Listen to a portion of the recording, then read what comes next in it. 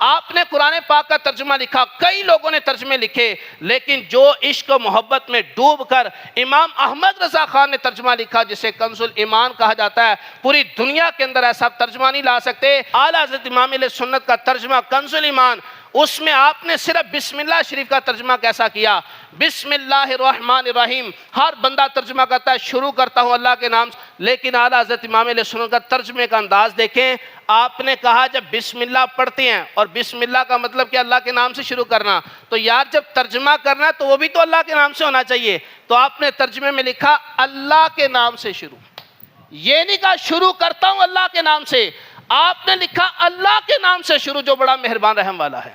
آپ نے اس ترجمے میں بھی لفظ اللہ کو پہلے رکھا کہ بھئی بسم اللہ پڑھ اس لیے رہے ہو کہ اللہ کے نام سے شروع کرنا ہے، تو ترجمے میں اللہ کا نام پیچھے کیوں لے کر آئے ہو؟ ترجمے میں شروع کیوں لے کر آئے؟ ترجمے کے اندر بھی لفظ اللہ کو پہلے رکھو اور ترجمہ کرو اللہ کے نام سے شروع۔